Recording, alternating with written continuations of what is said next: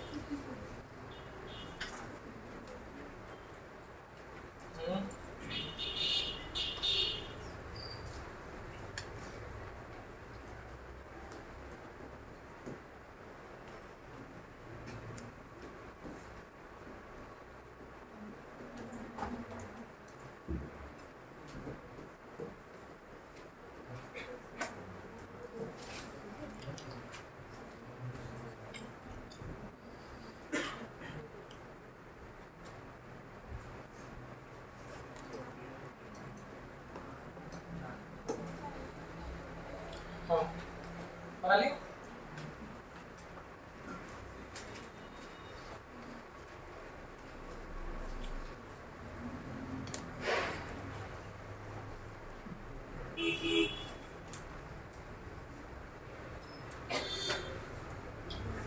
Point number 3 लिखना।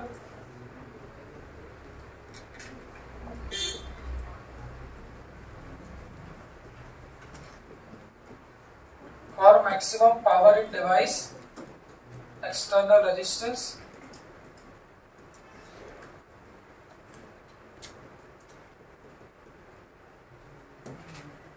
R external should be equal to R internal.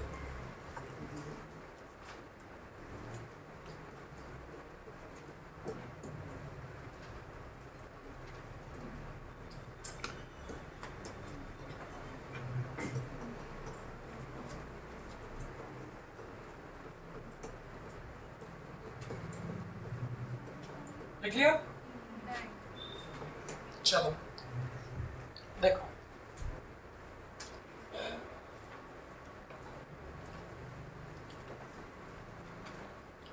एक छोटा सा मैंने देखा, छोटा सा जैसे तो पढ़ा है तो मैंने वहां पे भी धक्का लिया। एक छोटा सा कोरिलेशन अगर अपन ना करवाएं चीजों में, जैसे प्रैक्टिकली चीजों को कोरिलेट करना कितना जरूरी। जैसे कल उनकी कॉपी देखो, ये सब डायग्राम मैंने नहीं बनाए थे ना, मैंने ये बनाया, सब बनाया जरूरी था पर ऐसा नहीं किया और इस सेल को रिप्रेजेंट नहीं किया। बस मैंने फटाफट डेरिवेशन बता के समझा दिया। मुझे पता किसी को भी समझ में नहीं आया, सिर्फ उन्हीं को समझ में आया जिनको मैं लास्ट ईयर पढ़ा चुका था, बाकी सब मेरा मुंह देख रहे थे। ठीक है, कारण क्या, देखो छोटा सा प्रैक्टिकली कोरिलेट करने से चीजें मुझे लगता है बहुत आसान हो जाती। कॉम्बिनेशन क्या है लिख लिया सभी ने? समझा रहा हूँ, अब देखना फटाफट सब लोग इसको। ऊपर वाले बच्चे जो इसको देखेंगे भाई वो लोग भी देखना। देखो सबसे पहले, जैसे ये तो सेल से नहीं चलता बट यहाँ से कुछ टर्मिनोलॉजीज मैं आपको सिखाना चाहता हूँ। एक बार सब लोग ऊपर देखो, साथ साथ ऊपर देखो, अब नहीं लिखना है। देखो हमें पढ़ना है हेडिंग, सुनना, हमें पढ़ना है हेडिंग कॉम्बिनेशन ऑफ सेल। जैसा कि हम लोग जानते हैं, हम लोग बहुत सारे सेल्स को कंबाइन भी कर सकते हैं। निश्चित तौर पे जब प्रैक्टिकली कोरिलेट करूंगा तो हर आदमी ने कहीं ना कहीं कॉम्बिनेशन ऑफ सेल देखा होगा। ऊपर देखो, ऊपर देखो, ऊपर देखो, बाद में लिखना। तो कॉम्बिनेशन ऑफ सेल सबसे पहले आप लोग कहाँ देखते हैं? तो रिमोट में ही देखते हैं।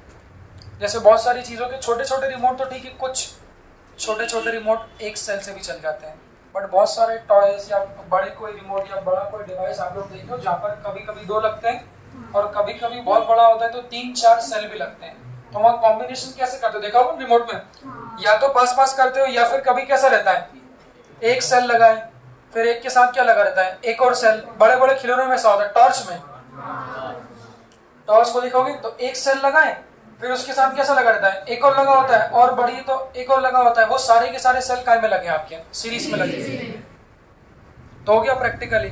तो उसको हमने कहा कॉम्बिनेशन ऑफ सेल।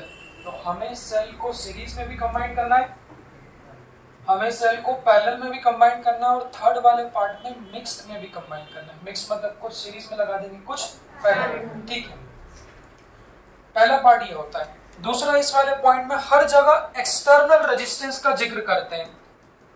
अब 100 में से मेरी गारंटी है 100 लोग, 99 नहीं, 100 में से 100 लोग जो लोग पढ़ के आए वो भी अपने आप का एनालिसिस करें कि हो सकता है आप फॉर्मूला जानते हो बट किसी को भी ये नहीं पता कि ये एक्सटर्नल रेजिस्टेंस क्या होता है। वो तो नॉर्मली उसको रेजिस्टेंस मान लेते हैं, फॉर्मूला याद करके और आगे सॉल्व कर लेते हैं, बट बिल्कुल प्रैक्टिकल बात है। कोरिलेट करना कैसे, देखो हमने बोला जब वो रिमोट को हम लोग सेल में, जब वो सेल को हम लोग रिमोट में लगा देंगे सीरीज कॉम्बिनेशन में, तो वो रिमोट काम करने लग जाएगा। तो वो जो रिमोट है या फिर जो खिलौना है या जिसमें भी आप लोग सेल लगा रहे हो, वो जो डिवाइस है उस डिवाइस को ही हम लोग क्या बोलते हैं, एक्सटर्नल रेजिस्टेंस।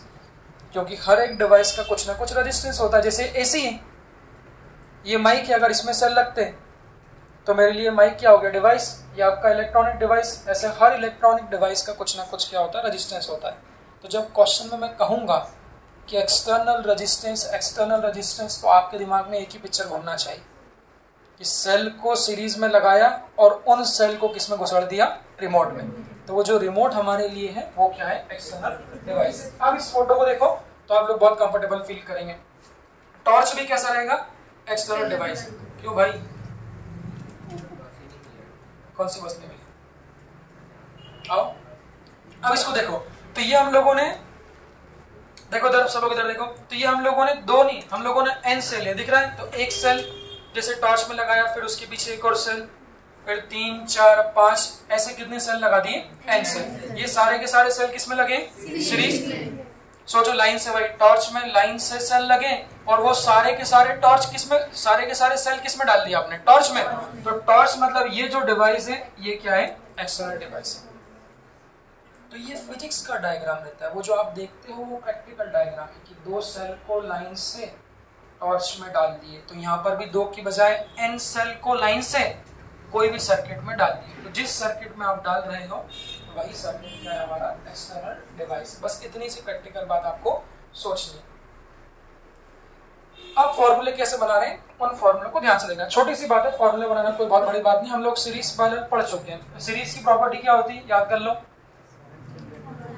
एक चीज सीरीज में सेम रहती है और एक चीज पैरेलल में। हम लोग क्या पढ़े, सीरीज में करंट कैसा होता है, सेम, याद कर लो पुरानी बात। और सीरीज में वोल्टेज कैसा होता है, डिफरेंट होता है, मतलब ऐड हो जाता है। इस पे विचार कर लो सब लोग। तो जितने भी सेल सीरीज में लगे होंगे यहाँ पर, उन सब में भी करंट तो सेम होगा, बट सबका वोल्टेज क्या हो जाएगा, ऐड हो जाएगा। तो यहाँ पर ध्यान से देखना, वही एवरेडी का सेल, तो ये एक सेल लिया, इस सेल का प्रिंटेड वोल्टेज कितना है, E, और इसका रेजिस्टेंस कितना है, R। E को क्या बोला था, EMF, मतलब नहीं, EMF मतलब प्रिंटेड वोल्टेज। तो जिस भी सेल को आप लोग दुकान से लेके आए उस टॉर्च में डालने के लिए, एक सेल का EMF E है और एक सेल का रेजिस्टेंस R है। उसके पीछे 2 3 4 5 ऐसे कितने सेल लगा दिए, N सेल का। और वो N सेल को किस में डाल दिया हमने, रिमोट। तो हमें सीरीज में करंट कैलकुलेट करना है। ध्यान से बच्चों, लिख तो आप लोगों ने लिया, इसको ध्यान सुनना। हमें सीरीज में करंट कैलकुलेट करना है। अब करंट कैसे कैलकुलेट करेंगे, तो जैसे कि हम लोग जानते हैं ओम्स लॉ से, करंट लिखना है तो सभी का वोल्टेज डिवाइडेड बाय सभी का रेजिस्टेंस। अब यहाँ देखना रफ में, ये मैं सिखा चुका हूँ। मान लो अगर मेरे पास ये दो सेल ऐसे होते, दोस्त दुश्मन क्या लगाए, ये नेगेटिव किससे लगाए, पॉजिटिव से। तो ये दोनों कितने होंगे, दोस्त। तो दो सेल होते तो वोल्टेज कितना हो जाता है, 2E। 3 लगा देता तो 3, 4 लगा देता तो 4E, ऐसे N लगा दिए तो N। तो देखो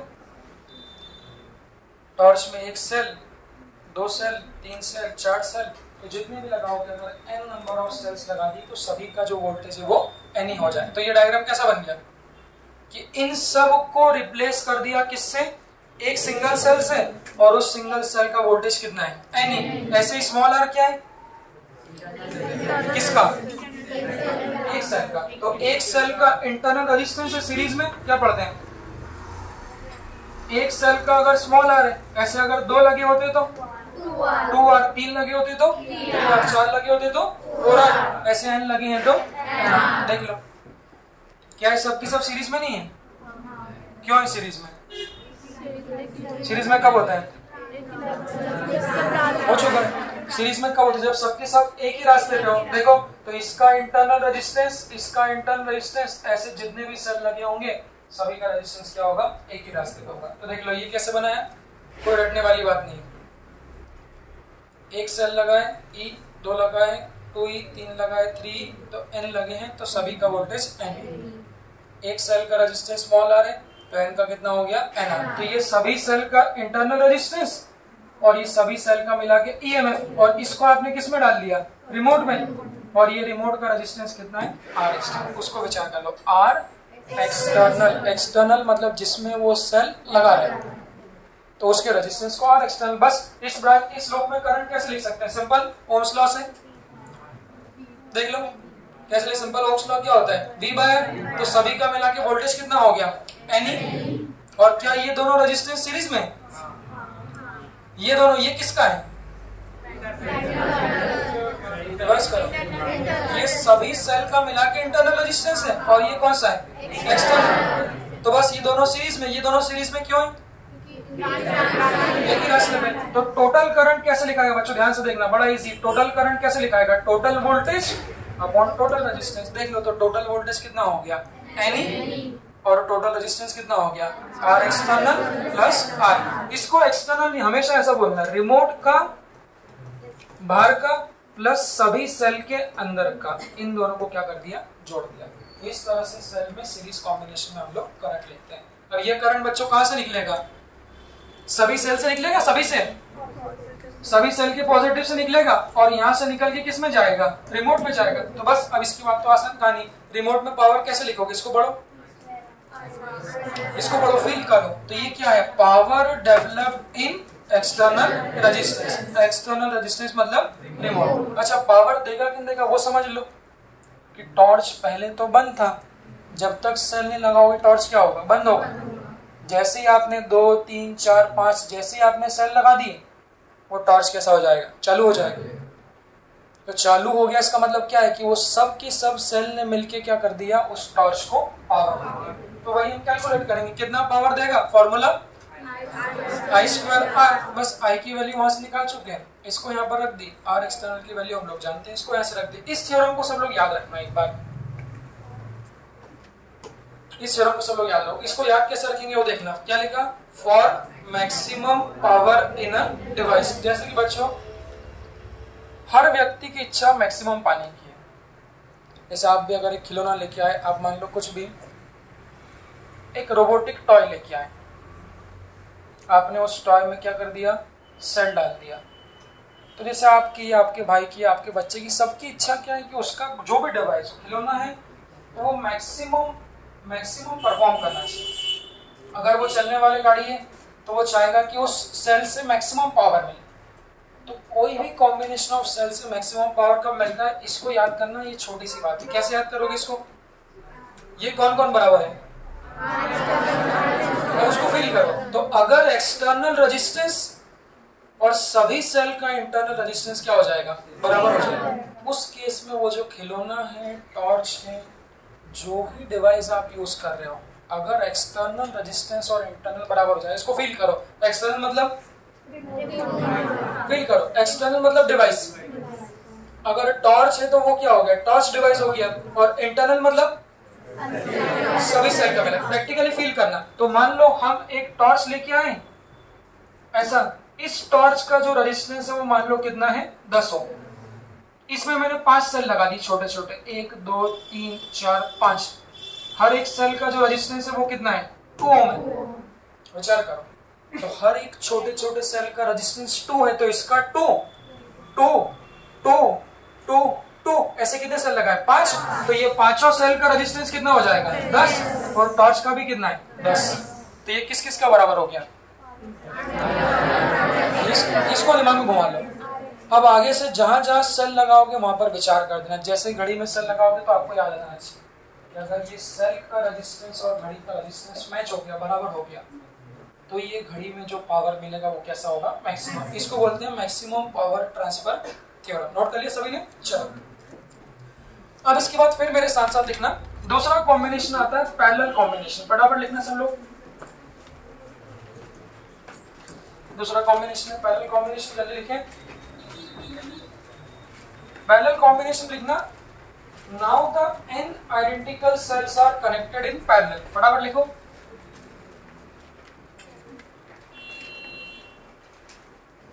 now the n identical cells are connected in parallel. Parallel में लगाना तो ऊपर नीचे लगा दो, फोटो देख के डिसाइड करना पैरेलल में लगी है क्या। देखो जरा,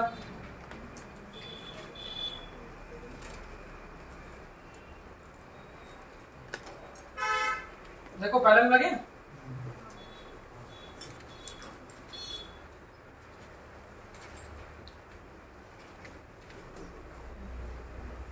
आप सुनो, इसके डेरिवेशन को आप खुद समझने की कोशिश करना ना, आप समझ सकते हैं। मैं समझाते भी जा रहा हूँ, लिखते भी जा रहा हूँ, आप लोग सब सुनते भी चलना बच्चों। जैसे आपने बोला था सीरीज में करंट सेम होता है, वोल्टेज जुड़ जाता है, तो मैंने सभी सेल के वोल्टेज को क्या कर दिया था, जोड़ दिया था। ऐसे पैरेलल में क्या सेम होता है, पैरेलल में सभी का वोल्टेज क्या रहेगा, सेम रहेगा। तो ये फोटो बनाओ, इसको लगा दिया एक्सटर्नल डिवाइस टॉर्च में, ये हमारा टॉर्च बना लो। इस टॉर्च का जो रेजिस्टेंस है वो आर एक्सटर्नल है। हाँ, अब इसका जो क्या हो गया, हाँ, अब इसका जो डायग्राम बनेगा वो डायग्राम सुनते भी चलना, लिखते भी चलना, फिर एक बार और बता दूंगा। जैसा कि बच्चों मैंने कहा कि सीरीज में जब लगे थे तो सभी का ईएमएफ वोल्टेज जोड़ दिया, क्योंकि सीरीज में सबका वोल्टेज जोड़ता है। एक लाइन में प्रॉपर्टी बस याद रखना, सीरीज में करंट सेम, वोल्टेज सबका जुड़ जाएगा। बट जब वो पैरेलल में लगे होंगे तो सभी का वोल्टेज सेम हो जाएगा। एक बार बच्चों ऊपर देखो, एक सेल का वोल्टेज कितना है, ई है। इसको रफ में देखना, एक बार देख लो, फिर अच्छे से लिखना। जैसे मान लो बच्चों ये है, एक बार देखो, दूसरा सेल मान लो ये है, एक बार ऊपर देखो, एक बार देख लो, उसके बाद लिख लेना शांति से, एक संग लिखना टाइम से। देखो फटाफट, हमने क्या बोला, अगर ये दोनों सेल ऐसे लगे होते तो सीरीज में 2 और 2 का टोटल वोल्टेज कितना बोल देते हैं, 4 बोल देते हैं। बट अभी यहाँ पर ये दोनों सेल काय में लगे, पैरेलल में। तो ध्यान रखना, एक लाइन में पैरेलल में चूंकि वोल्टेज सेम होता है तो जितने भी सेल यूज कर लो सभी का वोल्टेज सेम होगा। तो अगर 2 के लगे तो अब यहाँ 4 नहीं होगा, कितना होगा, 2 ही होगा।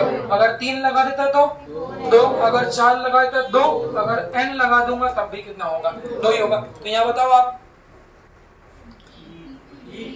यहाँ पर एक सेल का ई है, अगर ये ई और ई सीरीज में होते तो, बोलते चलो रिवाइज करते चलो, अगर सीरीज में होते तो कितना हो जाता, 2e, 3 सीरीज में होते तो 3e। बट चूंकि यहाँ पैरेलल में है तो ई का ई ही होगा, तीनों का भी ई होगा, अगर n लगाओगे तो भी क्या होगा, ई ही होगा।